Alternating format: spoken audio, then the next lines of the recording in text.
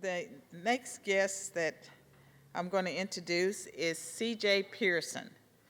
And many of you may remember C.J. because he became one of the original influencers probably when he was like 12 or 13. And it was a YouTube rant about President Obama. And it caught everyone's attention, and so he's been around ever since. And now he's in college.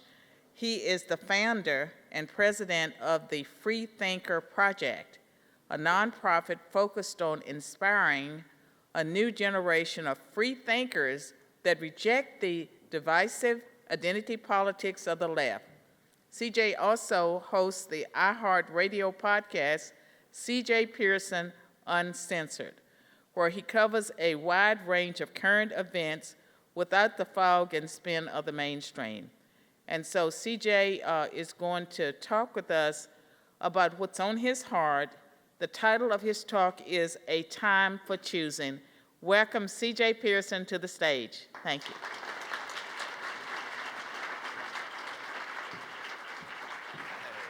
Thank you so much. God bless America. How are you guys doing? Now, I know they may not say God bless America on the other side of the aisle, but we're in Nashville, God's country. We say God bless America. How are you guys doing? Well, thank you so much for having me, Dr. Swain. It's a pleasure to be here today, especially on such a momentous occasion, momentous weekend, leading into Monday. You know, what's interesting about this day, this weekend, this era, is that oftentimes people on the left like to stake a claim to the words of Martin Luther King Jr., but what we see today is anything but that truly, right? They think critical race theory is them living out his dream, but if you actually look at the words of Martin Luther King Jr., you see that it's anything but that. Martin Luther King told us to look at the contents of one character and not the color of their skin. Critical race theory is nothing more than just about skin, right? It's about teaching young people like me that we are perpetual victims, that we have someone to blame, someone to accuse of keeping us down. But I've got to say, I think my ancestors fought way too hard for me to blame the so-called white man for preventing me from being a victor, right? And that has been a choice that I've made intentionally because I would rather live on my feet than die on my knees. And that's just me. And I think that was Martin Luther King's dream fulfilled. He didn't want us to blame the world for our issues, but he wanted us to seek to better the world around us. And we see it around us today. We see a country that oftentimes it's easy to lose hope, right? You don't know what's going to really happen. You see inflation rising. You see a president who probably doesn't even know that he's president. He's just kind of there. He goes to the White House and he's like, oh, maybe I live here. And, you know, and that's concerning. And then you have Kamala Harris, which isn't even at all reassuring, right? And so it's like, wow, it is easy to lose hope. But I think that what we see around this country today, and I think this event speaks to it, is there are a lot of people who are waking up in America today, right? There are a lot of people who are rising up to the occasion and saying that I'm not going to lose this country, I'm going to fight for this country. And that is what we need now more than ever. We need people who are not going to be complacent. Not people who are going to sit on the sidelines. Not people who are going to just sit there and take it, but people who are going to fight back and say, this is wrong. And guess what? We need people who are not afraid to say unequivocally that they love America. When did that become a dirty word? When did patriot become a dirty word? To love America. This is the greatest country in the world. A shining city on a hill, a beacon of freedom and liberty. And I will never apologize when I say that I am proud to be an American. Never. Never. And that's what the critical race theorists want us to do. They want us to apologize for this great country we live in. They want us to disavow America, call it the most racist country in the world. But how could that possibly be true when the stories of folks like Ben Carson are possible? When the stories of folks like Martin Luther King are possible, the stories of folks like Dr. Swain herself are possible, the stories of me are possible. How could these stories ever exist in the most racist country in the world? How could the stories of even some of their most avowed heroes exist in the most racist country in the world? How did Barack Obama become president in the most racist country in the world? How did Kamala Harris somehow become vice president in the most racist country of the world? That's probably a product of affirmative action. We need to look into that. But I think at the end of the day, right? So, but at the end of the day, like, look at those situations. How are any of these stories possible in the most racist country in the world? It just isn't. This is a country where it doesn't matter where you start. It just matters how hard you work. And it just happens to be that a lot of people don't want to work hard these days. And that's the issue here.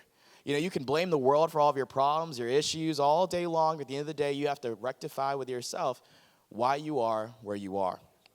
And I think that when I look at this country today and the problems that we're facing as a nation, we're looking at just really anti-fact-based narratives that are coming about. You have people trying to tell you that it's normal or believable for things like there to be 100 or so genders. You're looking at people trying to make the argument that it's okay and it's sensible for young people to just get, toddlers to say that they don't believe that they're the right gender. Those things aren't right. And, the woke cancel culture wants to tell you that you can't speak up about those things. That if you speak up about those things, that you deserve to be canceled, you deserve to lose your career and your social media account, your Twitter account, all those things, because you simply had the audacity to tell the truth. No, that's not America. That's not America. America is a nation founded upon the values of freedom of speech, a nation founded upon the ideas of freedom of expression, a nation founded upon the ideals of truth.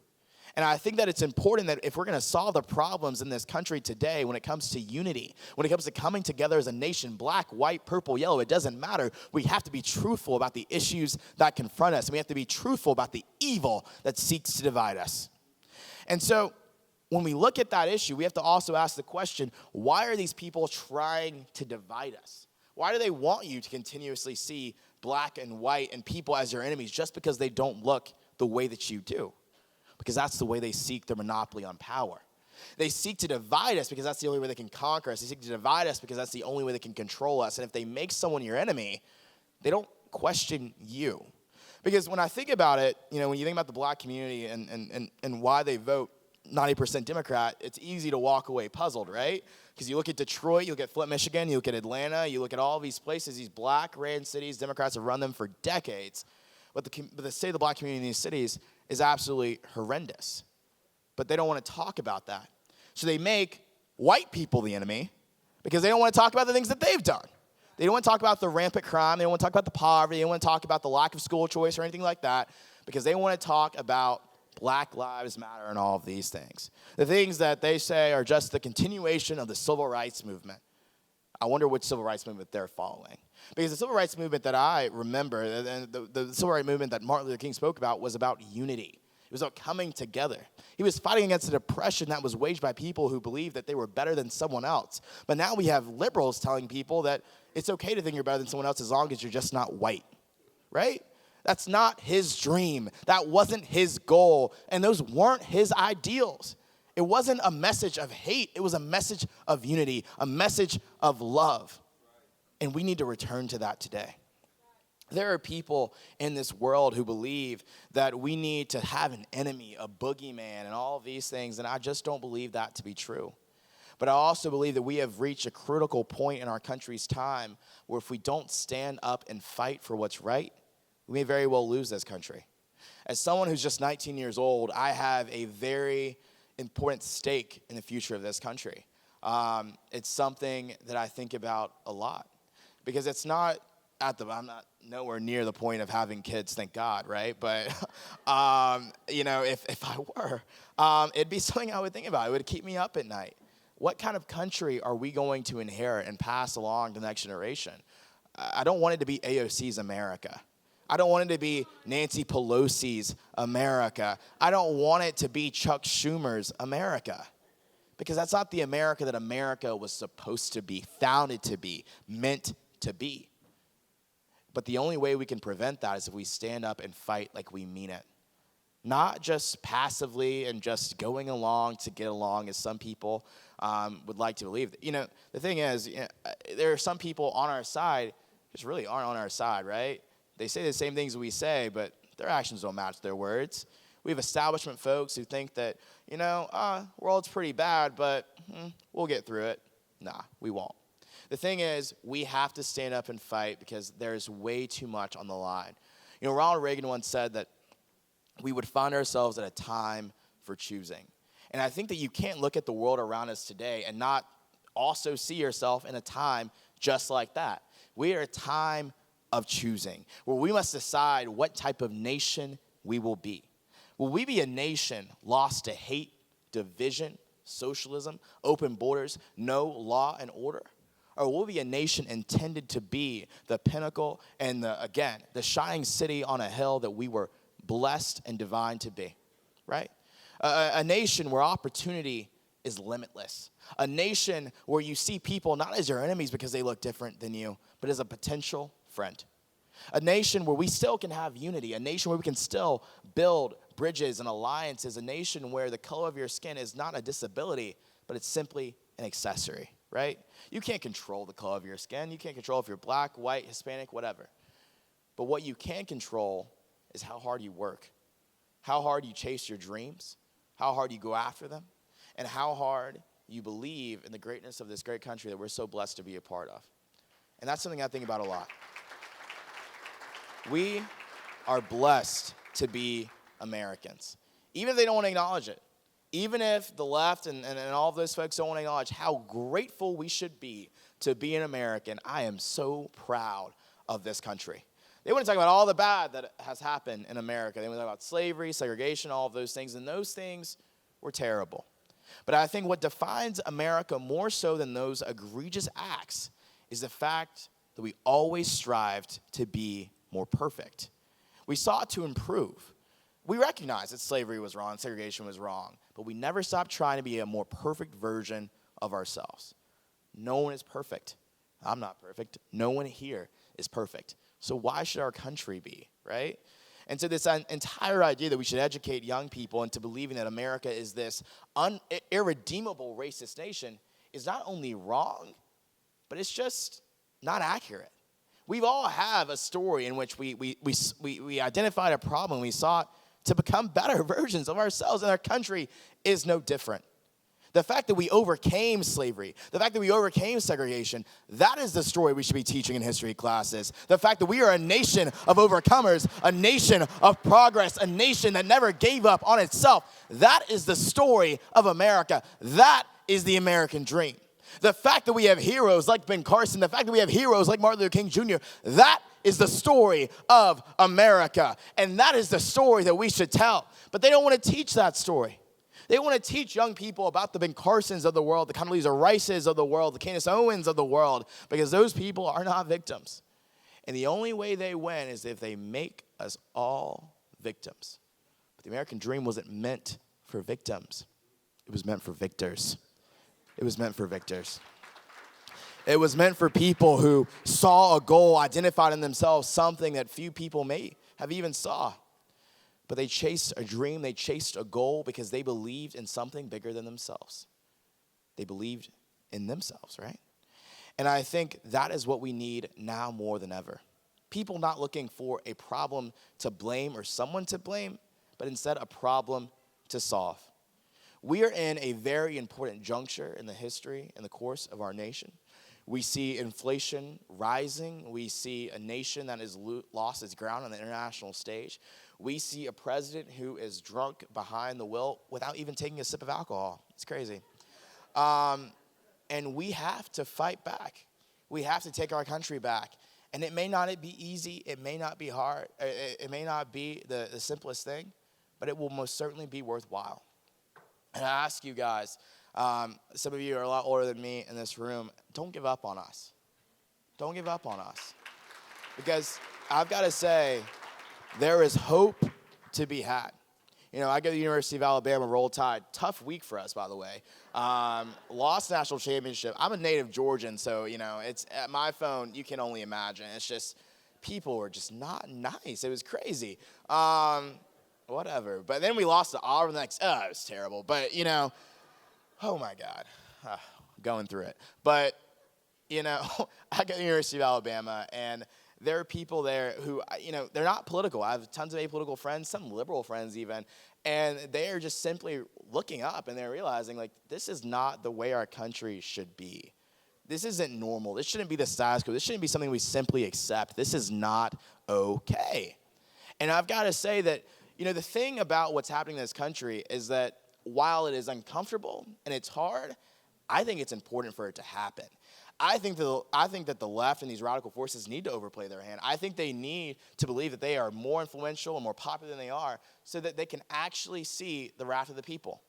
Because what they think right now is that they can do whatever they want, do whatever they wish, and they can push these boundaries that simply don't exist, that are there. They can push things like post-birth abortions. They can push things like this entire idea that there are 100 pronouns or whatever. And there are real sensible people, not even conservatives, not even political people, Republicans, who are just like, this isn't right. And that's what I think we need to do. It's not even about being more conservative or more Republican. We just need more people to look up and say, this isn't right. And I think Martin Luther King's words speak on that, right? He said, our lives begin to not matter anymore when we become silent about the things that matter. Well, I'm looking around, I'm seeing a lot of things that matter. The state of this country matters. The fight to make America first again matters.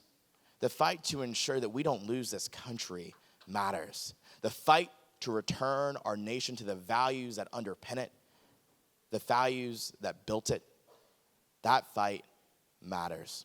And it's going to be led by every single person in this room. And that is where we're at right now. But also, too, I think we're looking at the incredible people behind this event, Moms for Liberty. Credit to all of you guys who are in this room today. Congratulations to you. We need parents who are going to fight back, too. Like I said, I'm very much invested in the future of this country because I have to be. You guys are too. You have kids growing up in this country. And I think it speaks to the passion that is the foundation of your entire organization to see you guys out here fighting as well. My parents are Democrats, so that's interesting. My mom will not be joining Moms for Liberty, but I wish she would.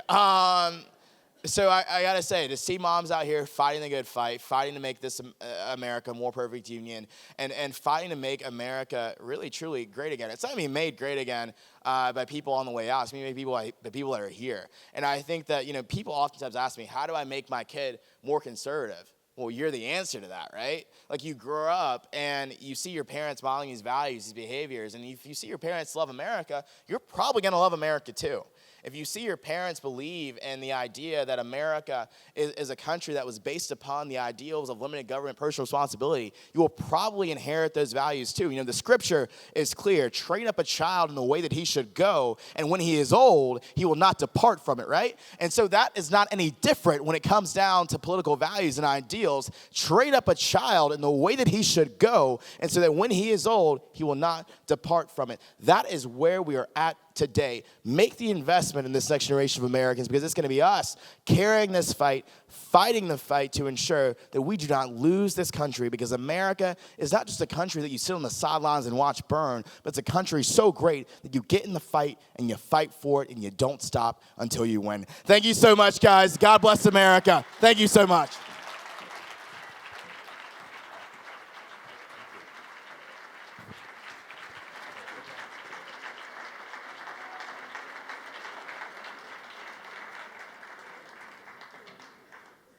Now, as one that's involved with Blexit, that's the organization that Candace Owens started, Turning Point USA, Clara Luce Booth, PragerU, Young America's Foundation, I can tell you that there are hundreds of thousands of young people who are conservative, who are questioning what they're being told in schools, the indoctrination, and many of them are Black, Hispanic, and Asian, and they're not just rolling over, that they really do care about our nation and the kind of country they're going to raise their children in. And so you should be encouraged. There's a lot that would discourage us, but there's a lot of reasons for us to be encouraged, and we should be encouraged by the fact that there are young people out there that are really fighting along with their parents for the kind of America that respects our Judeo-Christian values and principles. So give yourselves a round of applause because you raised some of these children.